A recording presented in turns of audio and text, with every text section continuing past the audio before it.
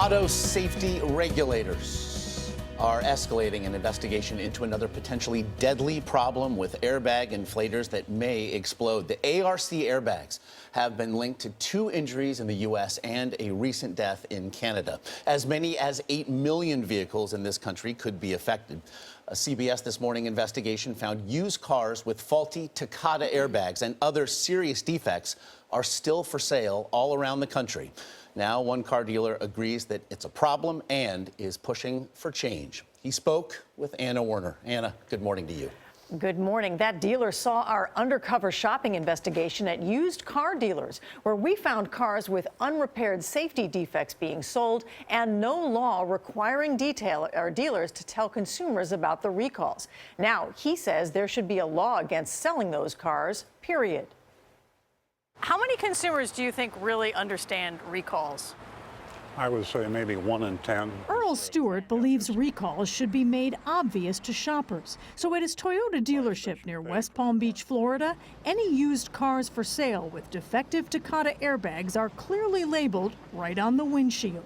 Is this how you mark them, Takata recall? Yes. This pretty well spells it out right here does. on the windshield. It does, yes. The notice posted underneath even tells a shopper that these defective airbags may seriously injure or kill the driver. Our purpose is to be bold and unmistakable, clear and conspicuous. That's the opposite of what we found in our undercover investigation. Not only were the cars we saw not labeled, but salespeople either didn't tell us about recalls or didn't even know about them. Any recalls that even pertain to this vehicle got done. Stewart contacted us after he saw our story. Were you surprised by what you heard those salespeople saying? No, it was exactly what goes on every day. He even had his own mystery shoppers check 20 Florida car dealers to see whether they'd disclose Takata airbag recalls. We called on that car that was advertised, and they denied that that car had a safety recall, all 20. Not one. He says with no law requiring disclosure, salespeople aren't inclined to do it. Is a salesperson that feeds his family based on commission going to look a customer in the eye and say, this has got a potentially deadly recall? They don't have to do it. They feel like, why should I? It's going to cost a sale. Stewart says he still sells the cars to keep up with competition. But given the dangers, we wanted to know why he's selling them at all. How are you going to feel if one does explode in a car that somebody bought here from you, even with disclosure, and they are severely injured or killed? I asked myself that exact same question. How would I feel? I would feel absolutely terrible. And I feel like I'm caught. I'm stuck. I don't have a choice. I'm doing all I can, and that's not enough. There's got to be a law. They've got to make it illegal. For that to happen, he says he needs the support of the Florida Automobile Dealers Association. Their president, Ted Smith, told us it's under discussion, but they want manufacturers to take financial responsibility. So is there an answer? Absolutely. But the answer doesn't have to come from the consumer or the dealer. It should come from the automaker. Is that passing the buck? No, it's assigning the responsibility where it belongs. One of the manufacturers' associations told us automakers work individually with their franchises, and in every instance, the dealer is compensated for their work.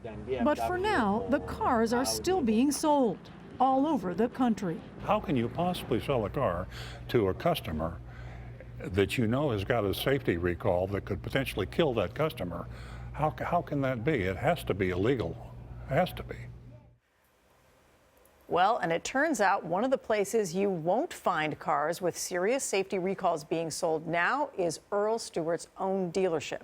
He tells us that our interview prompted him to rethink what he's doing, and he's now stopped selling any cars with recall items that cause injuries or deaths, open recalls, which means he's currently holding back somewhere in the neighborhood of 30 cars or more. He says by the end of the year, it's probably going to cost him $500,000, that decision alone. Wow, he's a rare guy. You could tell he was conflicted, though, even in your interview, Anna. And he said to us, he said, you know what, after your interview, he said, I have to tell you, it had a big impact on me, and I can't do this anymore. I have a feeling he talked to his lawyer. I think that I Earl Stewart is a don't. guy who he really was conflicted, Yeah, and it pushed him felt over that. the edge. I think he was right there hovering to begin with. Yeah, I felt that, and now I feel if I was there, you'd want to buy a car from him. Yeah, he's a. I find it he's a terrifying tr- that 90% of dealers don't know how to handle a recall, frankly. Yeah. Thank you, Mr. Stewart. Thank you, Anna. Thanks.